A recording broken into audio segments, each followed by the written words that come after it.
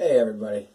I want to apologize for my lack of videos. I've been having a little bit of a rough time. I just took a little bit of time off to get myself straight.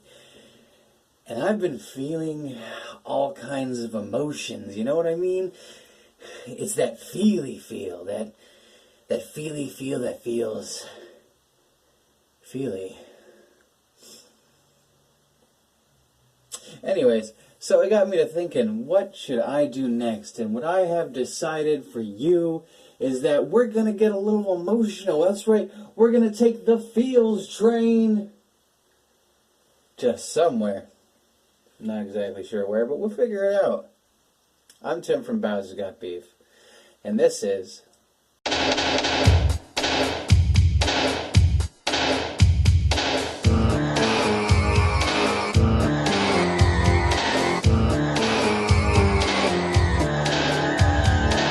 That's right, ladies and gentlemen, this is a countdown. And not the kind of countdown you're thinking of, it's the top 10 or anything like that. It's a countdown where it's just, 5 games that have made me feel some type of way. And we're going to start this list off with something a little eerie, something a little spooky, something a little thing called Alan Wake for the Xbox 360.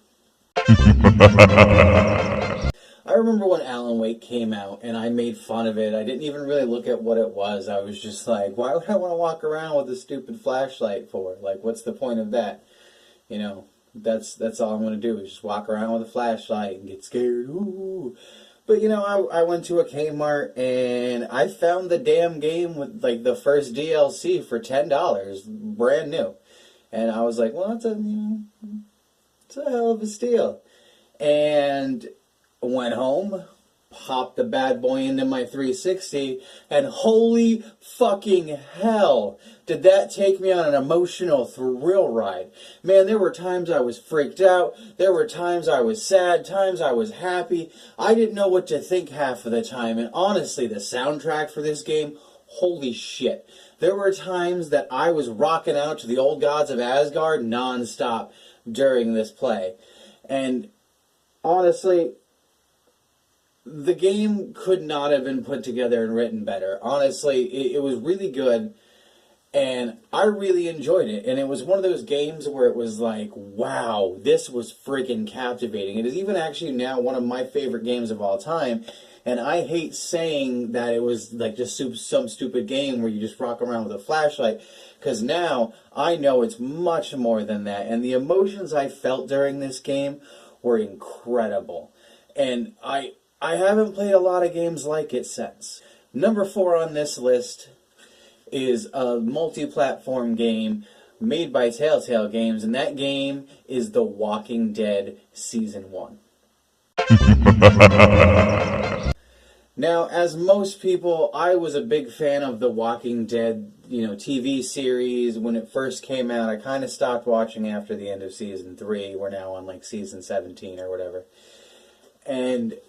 of course, a game comes out, and I'm interested. It was new. It was a new kind of game for me I wasn't familiar with, and I was just like, hey, hell, let's do this. This looks friggin' awesome. And the game itself was just so new to me and so fresh, and I thought it was a lot of fun, but, going through, you get to know these people, and you have to make decisions that affect these people. And sometimes you don't feel too good about yourself, and sometimes you might be like, well, that might have been the best choice, and not everyone's going to be happy with you. And those are those are games I really, really enjoy, except for Fable 3, fuck that game. And it's just one of those games where it was like... you didn't know how to feel most of the time because it was just mortifying half the time. It was like, oh my God, what did I just do? And then when you get to the very end, where Lee is dying, and you have to decide as Clementine whether to kill him or not, I shit you not, this is the first time I ever cried during a video game, and I was amazed that happened. It was the saddest moment in a video game.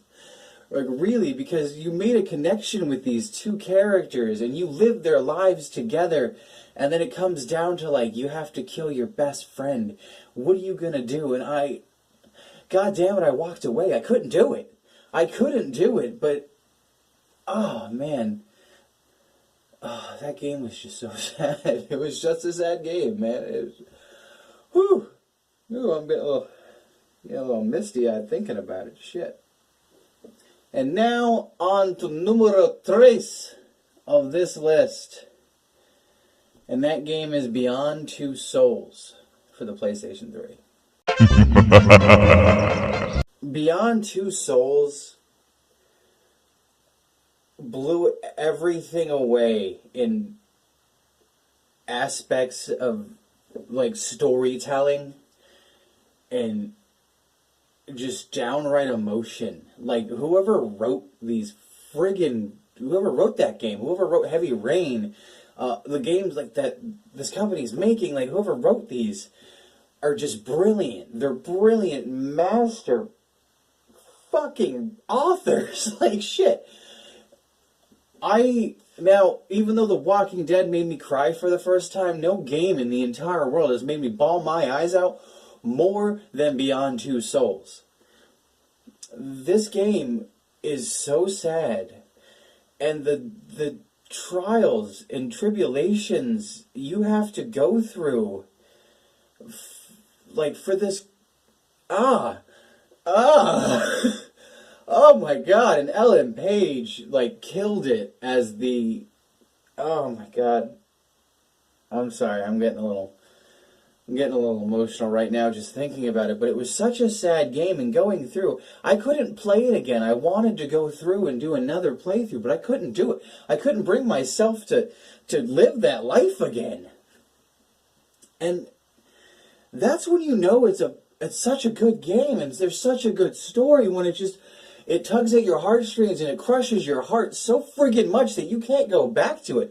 I don't know if I could ever play that game again. God damn it, I'll try.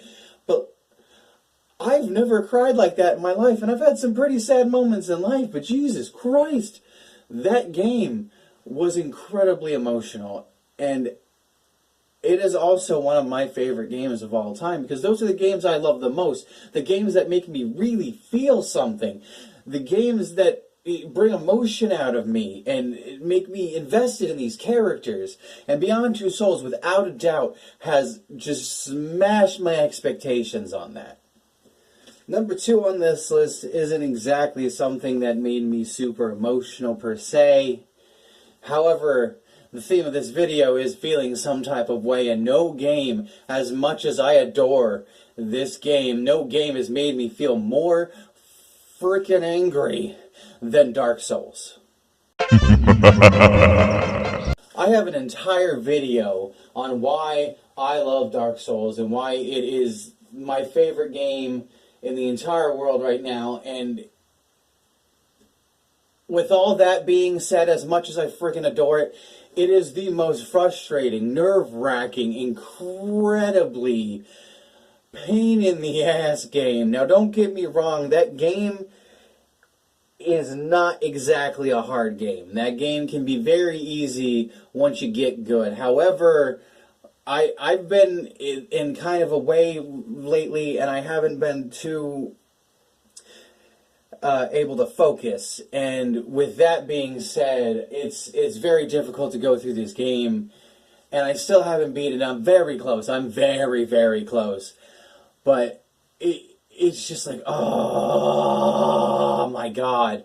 Like, every time, I get through and I do something, and I constantly tell myself, I don't give a fuck about souls, I give a fuck about progression. My thing with that is like, yeah, if I die and I lose a bunch of souls and then I die again and lose those souls completely, I don't care, that's fine. But, like, I just want to keep progressing and get farther and farther. And I'm not trying to rush this game at all in any way, but I do want to beat this game. I want to be able to say I got good and beat Dark Souls. But god damn it, does this game make me friggin' angry. I wanted to throw in a honorable mentions list, kind of. However, there aren't a whole lot of games that I've ever played that have made me feel, some type of way, like in that manner, as what we're speaking in the video right now. And I mean, I could have thrown the Wind Waker in this list, and I could have thrown some other games in this list. However, the thing with this list is it didn't necessarily have to be Nintendo for me on this one. Sometimes I will, on the rare occasion, do games or videos that aren't Nintendo. It is what it is. I'm going to be a realist here. I don't only play Nintendo games. So, with that being said, number one on this list holds a very, very big piece of my heart. Like, it's just, nah. And it's funny because I like to consider myself heartless. However, this game makes me feel that I'm not just nobody. Kingdom Hearts. I know I just punned the crap out of you, Kingdom Hearts. Ever since playing the first game on PlayStation 2 and the second game, I have loved this series. I've loved the characters. I've loved the fact that it's not only Disney, but it's also Square Enix. It's Final Fantasy.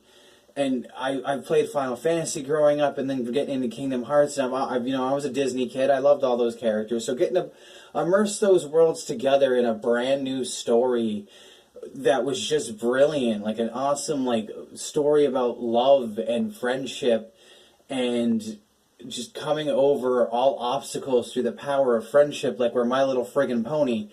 It's just fantastic for me, and the joy I felt playing these games, I honestly can't compare to the joy of playing any other game, except for maybe the Wind Waker. And Kingdom Hearts, for me, is just that one game I go back to when I'm feeling real crummy, and I just want to feel good, for once, I just want to go back to Kingdom Hearts. And I'm really glad that Kingdom Hearts 3 just came out, because we have Kingdom Hearts on the PS4, and I just busted out my own PSN, and I was just like, hell yeah, I was ready, and I'm really enjoying the game so far. I didn't get very far yet, but I'm really enjoying the game so far. So Kingdom Hearts for me is one of those games that is just when I want to feel better about myself, or I just want to feel better in general, and I want to feel happiness and joy and love, I pop in Kingdom Hearts, because that's the game that does it for me. I hope you enjoyed me rambling on about my feelings and emotions and whatnot, and I really hope you enjoyed my list. You may agree with some of them, you may not. That's okay, that's your choice. This is America. If you enjoyed the video, please hit like, please subscribe, please hit the share button, ring that bell for the notifications, follow me on the Instagram. I was Tim from Bowser Got Beef. You guys have yourselves a lovely day.